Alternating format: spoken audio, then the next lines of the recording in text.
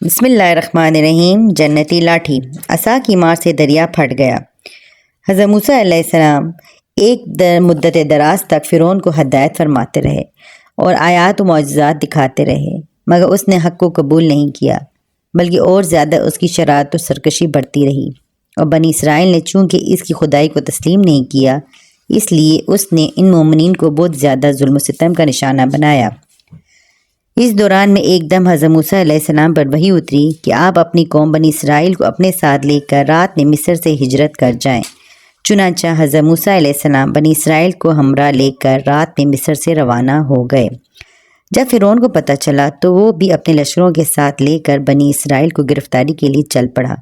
جب دونوں لشکر ایک دوسرے کے قریب ہو گئے تو بنی اسرائیل فرعون کے خوف سے چیخ پڑے کہ اب تو ہم فرعون کے ہاتھوں گرفتار ہو جائیں گے، اور بنی اسرائیل کی پوزیشن پر نازک ہو گئی، کیونکہ ان کے پیچھے فرعون کا خونخوار لشکر تھا اور آگے موجیں مارتا ہوا دریا تھا۔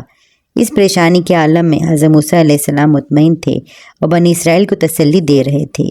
جب دریا کے پاس پہنچ گئے تو اللہ تعالیٰ نے حضرت موسیٰ علیہ السلام کو حکم دیا کہ تم اپنی لاٹھی دریا پر مارو۔ چنانچہ جو ہی آپ نے دریا پر لاٹھی ماری تو فوراً ہی دریا میں 12 سڑکیں بن گئیں، اور بنی اسرائیل ان سڑکوں پر چل کر سلامتی کے ساتھ دریا سے پار نکل گئے۔ فرعون جب دریا کے قریب پہنچا اور اس نے دریا کی سڑکوں کو دیکھا تو وہ بھی اپنے لشکروں کے ساتھ ان سڑکوں پر چل پڑا، مگر جب فرعون اور اس کا لشکر دریا کے بیچ میں پہنچا تو اچانک دریا موجیں مارنے لگا اور سب سڑکیں ختم ہو گئیں، اور فرعون اپنے لشکر سمیت دریا میں غرق ہو گیا۔ اس واقعے کو قرآن مجید نے اس طرح بیان فرمایا کہ پھر جب آمنا سامنا ہوا دونوں گروہوں کا، موسیٰ والوں نے کہا ہم کو انہوں نے آ لیا۔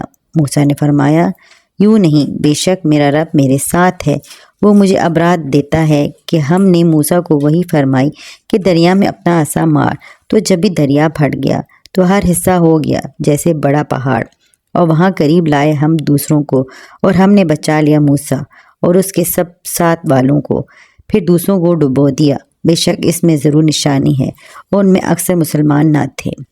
یہ ہیں حضرت موسیٰ علیہ السلام کی مقدس لاٹھی کے ذریعے ظاہر ہونے والے وہ تینوں عظیم الشان معجزات، جن کو قرآن کریم نے مختلف الفاظ اور متعدد عنوانوں کے ساتھ بار بار بیان فرما کر لوگوں کے لیے عبرت و ہدایت کا سامان بنا دیا ہے۔ صلو علی الحبیب صلی اللہ تعالی علی محمد صلی اللہ علیہ وآلہ وسلم۔